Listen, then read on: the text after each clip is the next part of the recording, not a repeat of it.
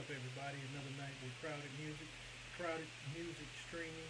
Again, if you're an independent artist, make sure you download the app, Crowded Music Streaming, and send all your music and artwork to crowdedmusicshare@gmail.com so we can definitely create your artist profile and get you paid for being an independent artist. We do pay for streams. Tonight, our special guest is Wood of S.U.C. If you're from Houston, you know about the S.U.C, the whole DJ school movement, and tonight Wood will be joining us.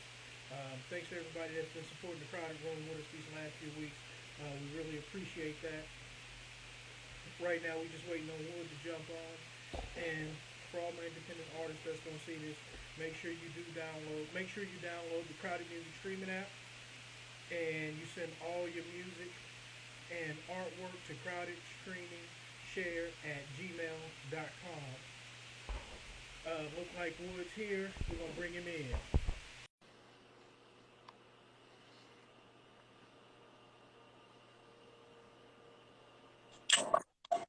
Wood, what's up, man? Yo, what's up, yo? What's up, RJ? Not much, man. Glad to have you in the Crowded Room tonight. I'm glad to be here. Thanks. Legendary Wood, S.U.C. Been doing this a long time. Got longevity in your career. Yes, sir. Start off, we want to get into all of that tonight. Want to get into some of your new music and all of that. But All right. first, for the people who may see this, who not from Houston, just give a little background on yourself and S.U.C. because I know you've been in the game a long time. Yes, sir. My name is Wood. I'm a local artist from here in Houston.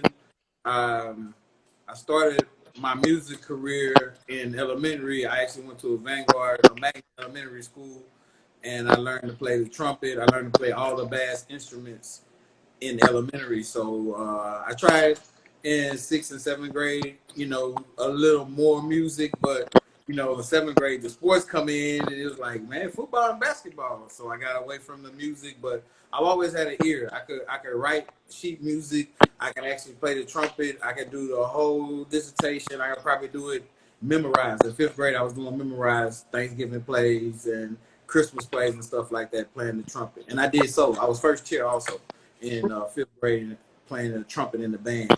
And then when I got to junior high, I took stanzas and poetry, and I changed the words. I take a poet. I learned how to do it. I was self-taught a little bit, so I take a poetry out of the book, out of my schoolwork, out of my books, and I take it and I change the words around, and then that's how I learned how to do stanzas. I learned the bars. I learned the choruses, the hooks, and that started my career. Like seventh grade, I was like trying to do talent shows and everything, and I put the sheet music and the trumpet down, but rap was real big. My brother was a DJ. I have two brothers that are DJs. My father, he also had a great record collection. My uncle had a record collection, and it's like music is embedded in our family. I have two brothers that can play 5 instruments. I can only play 2, but I have 2 brothers that can play 5 instruments. So, although you are a rapper, you are definitely a true musician. I mean, yes. You play instruments, so it's bigger than you just walking up to the mic and Correct. Definitely a musician. Right. Yeah. I play trumpet, and that's what I believe I am as an artist, as a rapper. I'm still the trumpet. You can hear the drums, you can hear all the other stuff, but the trumpet is a piercing sound, and it stands out. And I'm a verbal trumpet. I'm just a vessel. Understood. So tell me about your connection with S.U.C. How did that happen? And the longevity. Tell us about all of that.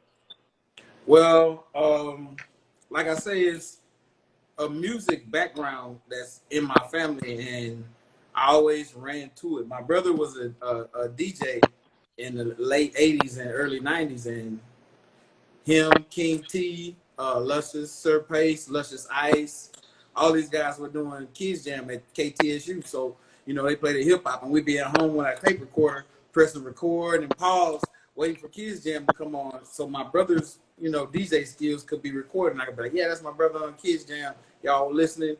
And it kind of transferred to Screw, because I grew up with my bedroom next to mine was 2 turntables, the Certain Vegas speakers, the big huge Certain Vegas concert speakers, Yeah, yeah. and my brother had Technique 1200s in the 80s, you know, and what correlates that to Screw is because a lot of people who had turntables heard the song Power Revealed by the Beastie Boys.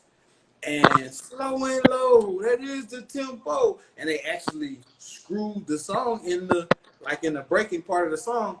So a whole group of DJs, they all tried it back then before Screw, actually emphasized and personified it as Screw music, and I was 6th, 7th grade. I was toying with it, so I moved to the east side. I believe God puts you where you're supposed to be, even if you're in jail, you're in trouble, a lot of things like that. God puts you directly where you need to be at that point in time. And I moved from Third Ward to the southeast area, and I was off of Kings Point and Fuquay, and Screw lived off of Telephone and Fuquay, and just by luck of music and hip hop being a culture, the backpacks, the graffiti, the break dancing, all that is hip hop. It's not just about music.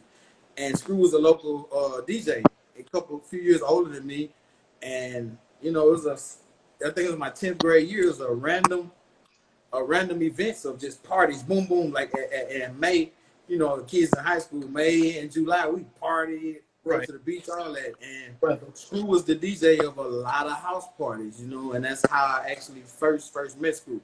And I don't even know if his name was DJ Screw at that point. I don't even think his name was DJ Screw at that point. But I met him, it was 1989. I can remember the date, July 15th. My partner Badru from Gulf Meadows. Screw lived in Quail Meadows. Badru lived in Gulf Meadows. Gulf Meadows, the neighborhood. Quail Meadows, the apartments. Fuquay, right down the middle. Right. And Fuquay and Telephone. So I'm from Third Ward. I moved to the southeast side behind Alameda Mall, like close in Clear Creek, Clear Lake area. And I'm like, man, I'm from Third Ward. I can't vibe with some of these people because it was 2 different lifestyles. I came from Third Ward and it was broke and poor and poverty and drugs, and I go to the east side and it's all kosher. So my thought was, I'm gonna just go where I feel like I'm almost in Third Ward, and that just happened to be Screw's side of town, and that was Quail Meadows and Gulf Meadows. And I would ride my bike. I come from like Fuquay and 45, and I drive all the way down Fuquay to Telephone. And I kick it with them. I'd be tired when I get there, be tired when I get home.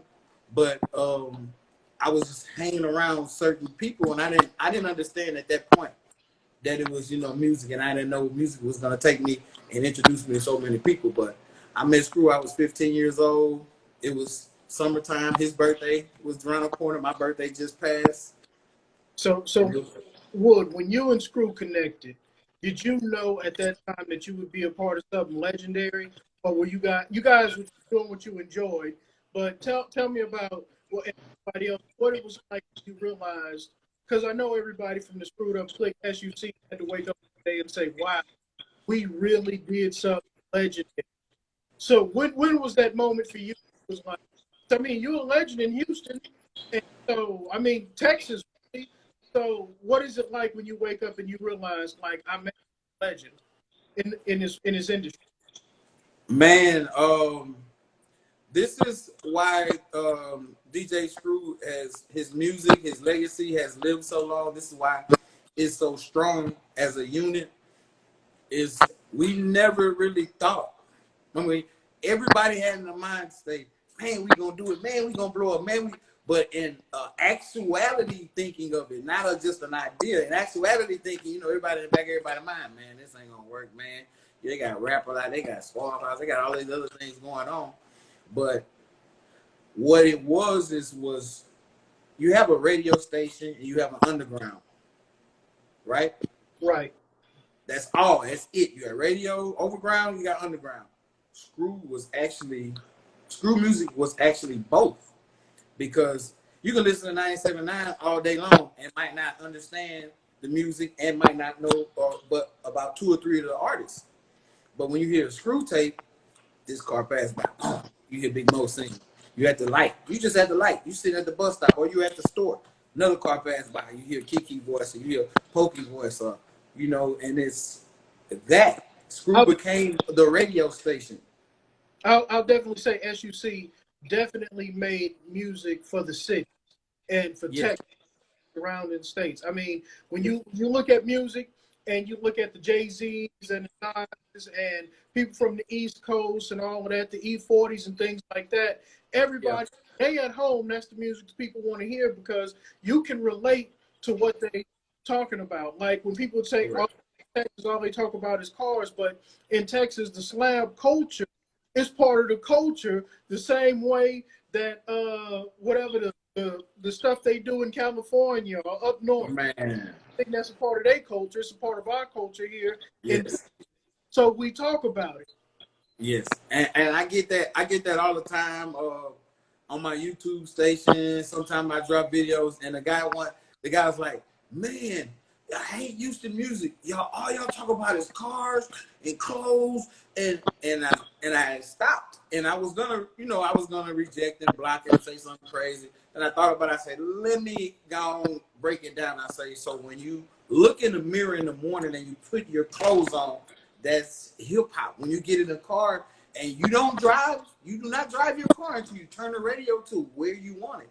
That is hip hop. And I never seen a rap video without a car in it. I have never seen a rap video without fashionable clothes in it. I mean, you got Toby. Toby, he's doing he's doing the clothing line. And he's doing the, kind of same stale type of clothing. Just not bright colors and stuff. And that's different. And he is different in that, right? But hip hop is about breakdancing. Hip hop is about graffiti. They spray paint the train. They keep spray painting "Be Someone" over the railroad downtown. Now it says voter died. First it said George Floyd. This is hip hop. Hip hop is socially where the world learns their trends, their fads, their fashion, their style. This is where they get it from. They might not agree with it and say it to our face, but everything that we do in music is stolen, and it carries over to sports, football, basketball. It carries over to everywhere. Even if you heard it, like the country rap song a little while ago, that was a hit. Hip hop carry over into every genre of music, but they want to deny it because it's really supposed to be solely ours. And I just had this one dude, and I was like, bro, I gotta put my clothes on. When I put my clothes on, I'm gonna look in the mirror. I'm gonna want to look like someone. Rakim. I'm gonna have a flat top. Yes, I have the flat top like Kwame and Big Daddy Kane. These things, everybody's doing it. The kids got a hairstyle. It was a high left, low right. The It's called gum. high left, low right. Kids come to the barbershop. Yeah, let me get a juice. Bruh, that haircut came out before juice. That's not called a juice. That's not called a Tupac. That's called a Gumby, a high left, low right. And hip hop, it does that. If you look at the mohawk, the Boosie haircut, that's a poopy-doo. That's a pumpy-doo. That's a pumpy-doo. And people in New Orleans been with Juvenile been rocking the Boosie his whole Juvenile's career, but now it's called the Boosie. And it's not a bad or a good thing. It's just so many people try to stick, they want to say, okay, boom, you're in that category. Boom, we're going to ostracize you. We're going to put you in the box. You can't do that with hip hop, I mean. And I know the East Coast and the West Coast, other regions try to differ and don't say they like it, but they gonna come get a feature from Pimp C and Jay-Z gonna come get a feature from Pimp C and Bun B. I think that's a thing of the past right now. I think artists are now networking. I mean, worldwide. I mean, Yes. just especially in the States. I think that's a thing of the past. Personally, I think artists from up north like working with artists down south and Cali and all of that. That was something that back in the day it was like, oh well, we from different sides, so we have. But if I was an artist, I'd want to work with everybody so I can gain that fan base. That's what I want to do. But I want to drop a couple gems for me if you don't mind. I want you to tell other independent artists how you were able to maintain being a successful independent artist throughout your career. What most people don't know about me or like my comrade youngster, what a lot of people don't know about us is we maybe did sign under a label. We maybe did have a CEO, but 9 times out of 10, we were footing the bill. We were paying for it. We were putting in the work as an artist. And we learned back then and now, if you invest in yourself, you don't run into a lot of those stumbling blocks. I had to learn this fact from having two CEOs who were car salesmen. I was a car salesman also. I had two CEOs who are car salesmen. They're trying to sell me to the industry as a car. But now that I represent myself and I walk in all these doors in these offices, people treat me different, and I'm looking like, I'm the same Wood. I'm the same, I'm a little calmer and less retarded, but I'm the same guy. But the thing with the industry is people treat you according to the people who represent you. So if you got a guy represent you, he has street cred or doesn't have street cred or people don't like him, those opportunities that you're going to miss because of his relationship with the people. And I had to learn, investing in myself, all that problem go, I'm somebody's like crazy. I walk in people, hey man, what you doing? I was like, when I was under Straight Profit or I was on Johnny Palmer or Cat Daddy Records, you guys weren't, hey man, I was having to talk to him. Now they talk to me, and a lot of that BS it's out of the way. So get your publishing and invest in yourself. Okay, First and foremost. So you want to let them know good representation and a good reputation will go a long way. Now, that's taking a long way. Yes. Yeah, tell us more about that publishing for independent artists, because I don't think a lot of them, know enough about publishing to really understand how it goes, point system with records and things like that. Okay, with publishing, most people don't understand the point system. Most people think, okay, it's a song, 100%. I'm gonna give him 25. I'm gonna give him 25. I'm gonna give me 25. But publishing doesn't go like that. Publishing, you have 200%. You have 100% solely left for the production. And if they want to break it down to 25, 25, 25, because the guy played the guitar, a guy played the bass, a guy had the live drums. So that's 100% for that track. If you got 4 people producing the track, or 2 people like Cool and Dre, or you got or you got Warren G and Daz. Daz did the track, but Warren G finished it, or Warren G did the track and Dr. Dre finished it. They break that producer side of 100% down. Then the rapper on the artistry side, you also have 100%. And this 100%, let's say it's me, Youngster, and Big T. Big T on the hook. Boom, I give him 33 and a third. Youngster did his verse, I give him the 33 and a third. If that's what they want, or if that's what I feel. And you break that down, and there's another 100%. So you have 100, 100, you have 200 total possible percentage on one single song. And most people don't know the breakdowns. Most people want I want the back end, I want front end. Give me my money up front. A lot of people don't know the scenarios of music, and they don't know how it's broken down. And for me, I started with my publishing company in the beginning of my career. Yes, I was on record labels.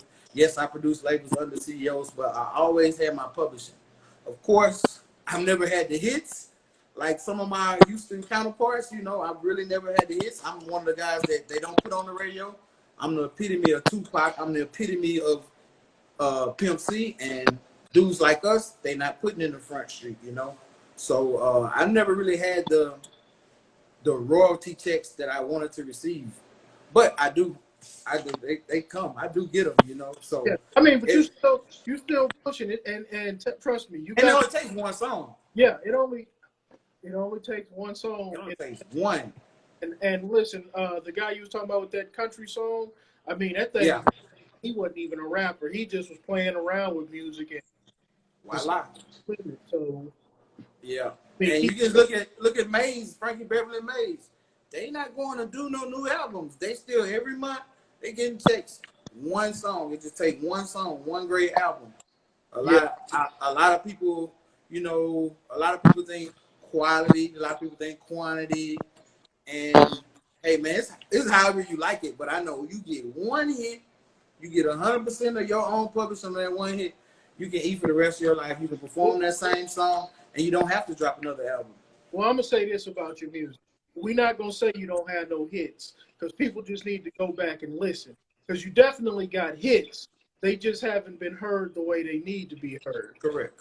But you definitely got hits. I mean, and I don't know. And maybe it needs to be a talk with 97.9, because I don't hear enough local talent on the radio anymore, So they're trying to fix it.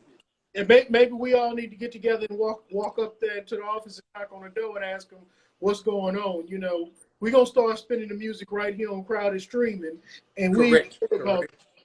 yeah, we're gonna take over. We're gonna take over. But I know you've been putting your music down, but I also know that you're active in the community and things like that. And you were talking about publishing and how the checks still come in. So tell me your I know one of the things you speak on kind of on your music and in different interviews is Black economics. So if you have a if you want to bless us with some gems on that, give us a few of your tips that you use and you think maybe other artists or just people can use with these economics you talk about.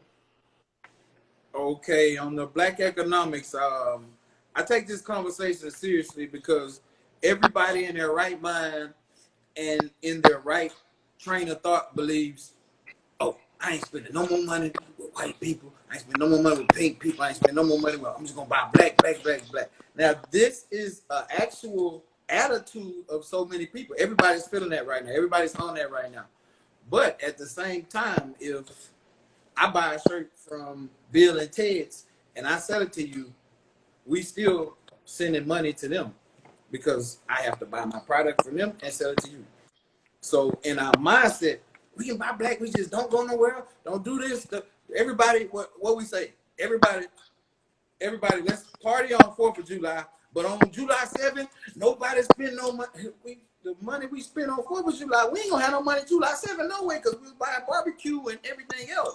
So I don't like people to take it the wrong way when they say it or take it the wrong way when I say that's not gonna work. Because what's gonna work is what works is when people work together. A baseball team cannot win without each player. A football team cannot win without each player. They're not tripping on if I throw the ball to the Mexican or the black guy for us to get this win. They're not tripping on that. And black people, we have a problem. We feel like we just gonna withdraw and do this, do that. Bro, we have to work with them. There is no way possible we can do this without them. Unless we want to move back to Africa, we want to go to Africa. We can go to Africa. I see my partner Filmo from Filmo. He's out there he's building schools, he's building a studio, he's building a building for these people. He got two what's my boy name? JT Money. He got two water purifiers, aquifers, and he's bringing them water, you know, and he's teaching them how to go back and do what we're supposed to do. Now that is possible. The kid made Matumbo born in Africa making things happen. That is all that's possible, but we as a people think, yeah, we just get them out of our pocket and we good. No, we got to work with him. You have to lease. What is the black title company called? The home title company called? I can't name. Okay, let's go to Ciroc. P. Diddy, does P. Diddy own Ciroc? He owns a portion, I believe. Okay, do black people own the NAACP? I doubt it. No, it's the people who make the checks, who sign the checks and send them off. They're not our people, but it says NAACP and it's civil rights. That's not. Okay, let's go to that was civil rights. Let's do the Black Lives Matter. Black Lives Matter. We need to do that. We're gonna get money to all the players, the football players. We're gonna put it on the ground. I'll tell you, because you know, of course, a lot of people bring that up. Anybody, and I always say, if you saying Black Lives Matter using the hashtag, you need to know who George Soros is, and you need to know about Antifa. Now, the movement might have started in the right place, but it was definitely hijacked, and that's why you have these people protesting, and then when the sun goes down, things are burned. I always tell everybody this, and I mean, if you're gonna protest when the sun go down, go home because that's when the paid people are coming to tap up. So you gotta know, you gotta know who George Soros is. I won't tell you who he is. I'll say his name, and you go look it up. Go look up George Soros. Go look up Antifa, and then see what the movement is. I don't want to say too much on the internet because I don't want, you know, because we got to have a conversation. We got to give to everybody when you talk like that. Like we got to go hours to school them on who George Soros is, so they don't think we giving up. It's like no, but you got to. Guy is you being tricked. You being tricked. You being tricked. Yeah. Yes. This guy, BT. Oh, we BT. That black lady, she on BT, dude. Bruh, so, so, everything is not ours. Nothing is ours but ourselves. so this is the thing with BET. This is the thing with BET, and I'm pretty sure you're gonna agree. There is no educational show on BET. There's no educational show on BET. There's no positive show on BET. Every movie they show is a hood classic. The Menace to Societies, The Boys in the Hood, things like that. And I'm a fan. I watched them, but we don't have to keep making those movies. And I think movies like that, and sometimes music like that creates the divide. And let me tell you what I mean when I say creates the divide. I have never, I've never been face to face with a lion, but I have seen on television what happens to people who are face to face with a lion. So if you are not always around black people, didn't grow up around black people, and you watch these movies that happen to come on your television channel, when you come face to face with somebody, you expect them to act like, oh, dog, that's all you see. You expect them to act like Kane. So I say, I'm a fan. I've seen the movies, but we don't need those anymore. It's time to have more movies about brothers becoming doctors, lawyers, and I'm not talking about like Mike, basketball, none of that. I'm talking about scientists. The movie they put out, young ladies, the women who did the mathematics so the guy could go to the moon. That was perfect. Miss Johnson. That's why it's called Johnson Space Center, not because of Lyndon B. Johnson, because of Miss Right. Johnson. I think if we had more music and more movies that we put out that was positive, right, exactly. Jay Mosley, they showing us in a negative way. But yes. it's all about the narrative. It's the narrative that they saying, but we also have to change the narrator.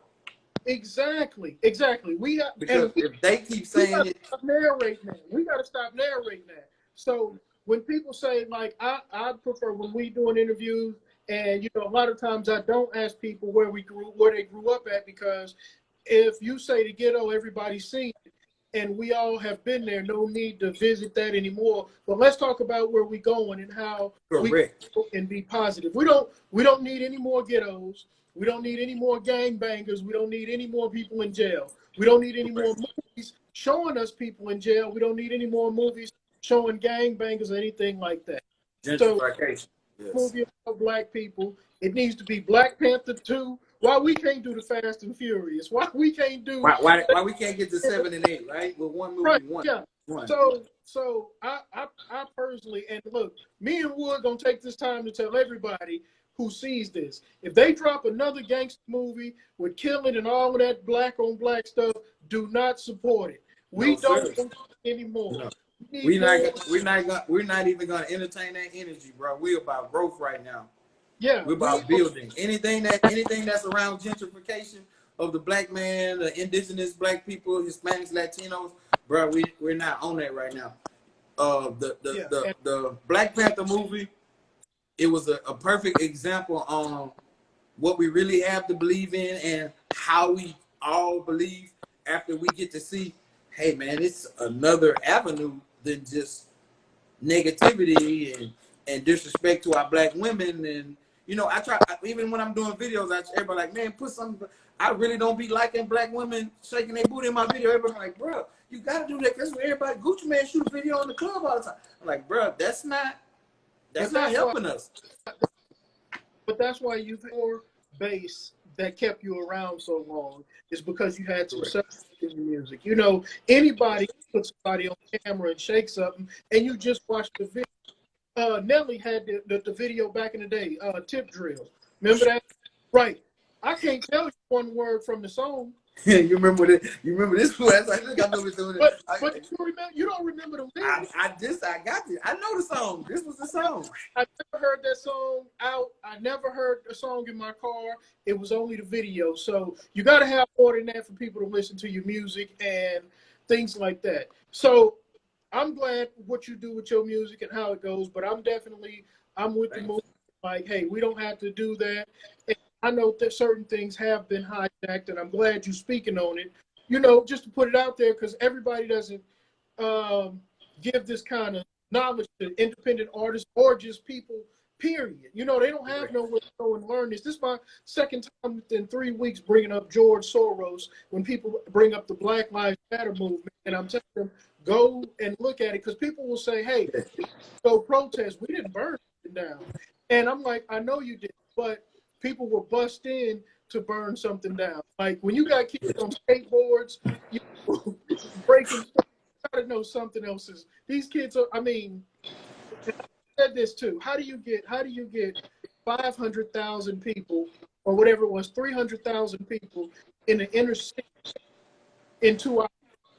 That's more than just people driving down there. We live in Houston. You can't get out of here at 5 o'clock. So No, you you can't. tell me where you find 300,000 people to get to the middle of Houston in 2 hours. It's not possible unless there is another story to it that they're not going to tell. But I don't want Instagram to shut us down. But Right. They'll do us like they did Boosie. Boosie mad right now. Boosie hot right now. We're not gonna do that. See, Boosie one of them where you gotta have self accountability. Boosie said, that gentrification is send you $1,000, and Instagram said, hey, it's cut off, and Boosie said, man, why y'all cut me off?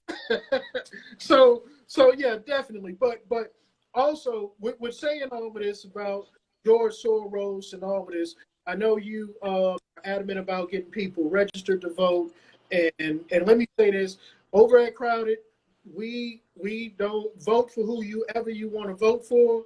Just get out and vote is all we saying over here at Crowded. Be registered to vote and get out and vote for whichever candidate you would like. But be registered and do your job and get out to vote. Now, man. Yeah, go ahead. I took that real serious. You know, I come from a criminal background to where I only got my voting rights back in 2004. And I've exercised my right from 2004 to right now. And I was before then, because I didn't have my rights, I ain't got to vote. I ain't never going to vote. That mentality is not what we need to move forward. My aunt, she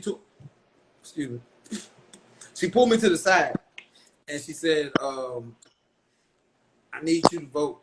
I don't want you voting for who I want you to vote for. I need you to vote, and I need you to do this now. And I was like, man, I ain't voting. Damn this. What's going on right now? I don't want to be a part of it. I'm not in it. I ain't going to vote. I ain't going to say nothing. And she pulled me to the side, and, you know, she's almost 70. And for her to raise her heart rate up and to get frustrated that I didn't want to vote, she made me go out. That's why I actually went out. I have a lot of other people ask me also to speak on it, because a lot of people have passed away. You know, Emmett Till, the names that could go on forever on Rosa Parks and things of civil rights movement of the 60s and 70s. And a lot of people got stoned, they got bit by dogs, they passed away. And this is the reason we have to vote. I'm not telling you these are the people you need to pick to rule your life. These are the people you need to get behind. I'm not telling you to do that. I'm telling you exercise your right, because people have lost their lives for us to even have a right. Right. You understand what I'm saying? And I understand the schematics. I understand we have three different chambers of the government. We have three different people in the government. All of them are gonna point at each other. Okay. So you have a situation where voting is done on your delegates, your descendants. Our vote is not counted. Electoral votes are what actually make the vote count. Okay, electoral votes. Donald Trump didn't have the most votes, but he won by electoral votes. And a lot of people can't understand that or can't fathom that, and they use that as a ploy to, well, I vote don't count, so I ain't voting nowhere. That sounds like slave mentality. If you listen to, I ain't got no votes, so I ain't gonna vote nowhere. It's double negative. The English is even screwed up when you say it. So my thought process is, we have to vote. We have to exercise that right. Even though I know the electoral votes will make the decision, but it's our avenue, it's our voice, it's our movement, it's our energy, and we have to get up off our butt and go do something for other people other than ourselves. And lastly, you got the thing where, you know, the candidate is actually not letting a lot of people vote through the mail. They're letting senior citizens vote through the mail, but they're not letting a lot of other people vote through the mail. So we have to think about it. Okay, they got all these things set up for us not to win. So we have to counter, and we have to be proactive instead of reactive. And everybody like, man, vote don't do this. I'm like, okay, I'm gonna explain it to you and tell you what it is, and this is why. And they be looking at me like, man, you know what, you're right. Because our mentality is like, I ain't got nothing to do with it. It don't, what they gonna do don't affect me. I understand the situation, but I know this is something we gotta do. For Martin, for Malcolm. If you can go here, here, and here, you can get out and vote. Black Friday, you fighting over TV. You don't even need a TV. But because the TV had price, you finna go in there and fight over a $250 TV because you get it for $100. If you can if you can hit the hot spots, you can vote. So you can stand in line for Jordans on Saturday. You can get in line for Jordans, spend $200 on a shoe that costs $9. Come on, bro. Yeah. And again, anybody that sees this, we're not telling you who to vote for. Whichever candidate you like, no, of course, and vote for that candidate. What we are saying is just get out and exercise your right to vote. A lot of people their rights and their voices the way that they should. So just get out and vote. Correct. Please do. As Joe Clark would say, expeditiously. Right. So listen, before we get out of here, because we didn't took up a lot of time, tell us about what you're working on right now. What songs you have out right now? I know you sent us some music over, and we got that up on Crowded Streaming. But talk about your music for a minute. Oh man, I'm a 46-year-old veteran rapper. I just released a EP called "The Best Thing Smoking," and not to toot my own horn, pat myself on the back. My arm's actually too short to pat myself on the back, but it's a pretty good album. I love it. It shows the growth and my maturity and my level in the rap game as a solid artist, a solid solo artist, because a lot of Houston artists are actually putting compilations together and they say it's their album like they're a solo artist, but like they say, time is money. I had a single, Time is Money on I had it on Street Flavor, and that's a nice hit. I got the solo to produce it. I got Shelly Lane singing, that's a banger. Then I got the Spaceships video. We just shot Spaceships video last month, and it should be out tonight. It's supposed to be here now. But all right. Make sure you send it over to us so we can put it up. Yeah, Spaceship video. I had girls in spacesuits, and they were doing a little twerking, but me, I'm so casual. I just wanted a good look and a good vibe. And I actually used Young Dolph's director for my photography. I used AP the God as my director of photography, and we went to a movie set, a video studio, and we made a good movie. I'm gonna call it a movie. It's a half video, half movie. We made a good video, and I featured a lot of girls, a lot of models. I got Shelly Lane on that track also. Eric E-Man Hollis. He produced the track Spaceships, and it's spacey, it's groovy, it's slow, it's monotonous, And of course, that's Houston, that's our style. It's called Swingers on My Spaceship, and the spaceship is the car, So tell me about some of the other artists that you are working with right now. As of right now, oh man, I got my homie, another vocalist. His name is Huey Nunn, Spider 3000. My partner out of Shreveport, and I'm also dealing with his cousin, Bass Heavy, and Bass Heavy has done tracks for.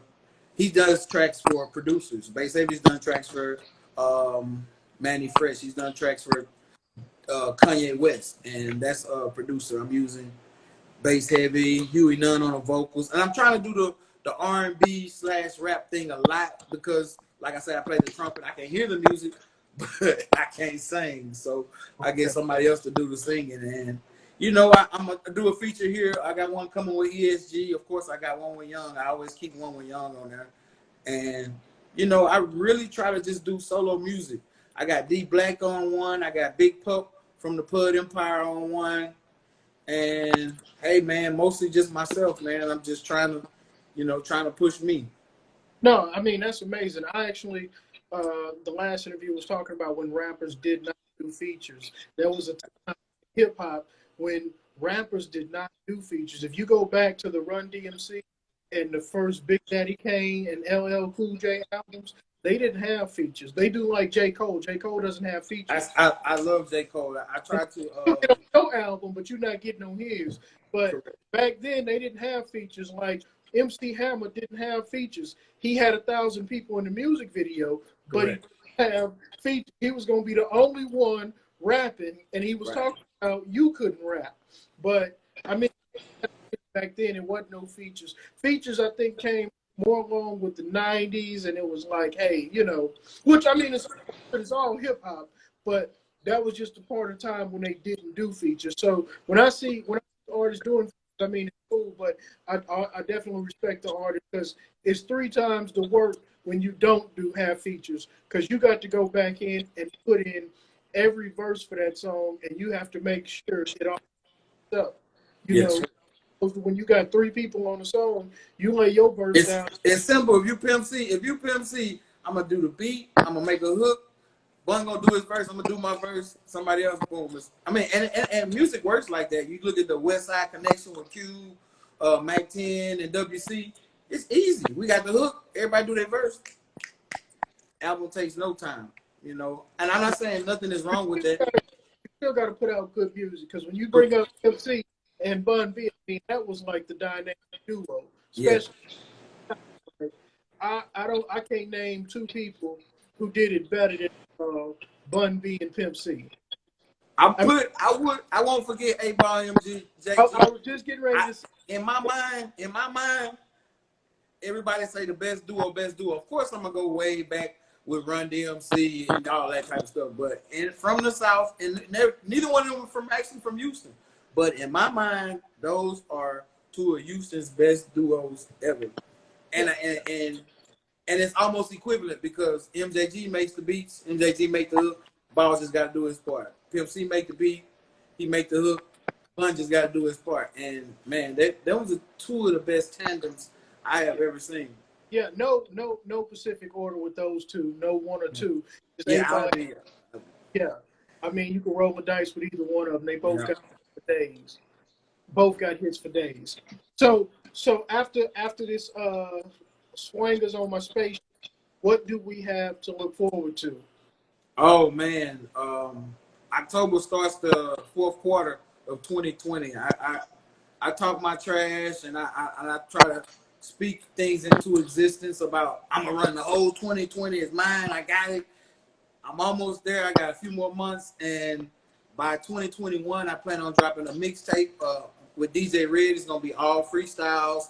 A few of the hooks are gonna be freestyle. A few of the hooks are gonna be written, but the majority of it's gonna be all freestyle. I'm gonna drop that the first of the year, 2020, and by April, I will be dropping my full-length album. I have dropped 2 EPs. These last 2 EPs I dropped, the greatest that ever did it and the best thing smoking. Those were EPs with 7 songs. This next one is gonna be Man on Fire, and it's coming into April, and it's gonna be hot. I'm really gonna push myself. This is what I want to get into before we get out of here, and I want you to elaborate on this question. You said you're a veteran rapper, which you are. You've been in the game a long time. You've been an independent artist for a long time.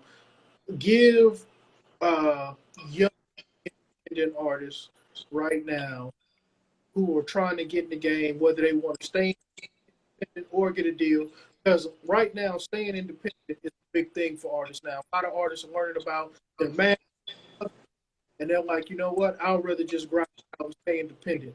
So give me a couple gems that you would want to drop, or some takeaways that you want young up and coming artists to understand, things that they're gonna need that's gonna help them. Okay, first and foremost, I would say a support system, a team.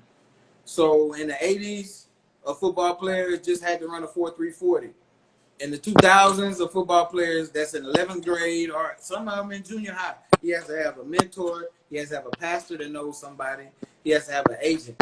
We didn't have those things. We didn't need those things, So that is a support team that you need right now to succeed in sports. You need a mentor, a good pastor that knows somebody he can borrow some money from some people, and you have an agent, and you got to have a home, your home base, your wife, your family, your mother. They have to be on board. If these people are not on board, you're gonna always get resistance, and that's one. You have to have a support team. But I'll follow one with two. Two, all you have is yourself. You hear me? All you have is yourself. You know what you want. You know what food you want. In the middle of the day, you say, I want to eat this. I want to drink this. You know more about yourself than anyone else. And if you believe in yourself more than anyone else, then you should be the one pushing yourself. That's my second rule after team. You got to have a team. But if that doesn't work, you have to do everything.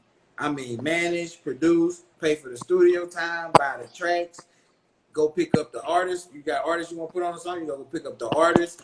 There's a lot of things that you have to do. And if you do it solely, you'll be like Master P. You'll be like everybody, you'll be like Too Short. Everybody else that took their rap career and they took it in their hands, they blossomed. And you know, three, my last one, my third gem, if you're young and you're an upcoming artist, there's always gonna be people on your side. There's always gonna be. I had three groups. I'm back solo. I started solo. I ended up with three groups. I'm back solo. In life, ups and downs, twists and turns, this happens. So what you should do is you should verbally speak with people who you think are on your team. People who think that you're in a rap group or a music group and y'all want to do this together. You have to talk to them. When you talk to them, first thing they're gonna say, I have the same dreams and aspirations you do. Right?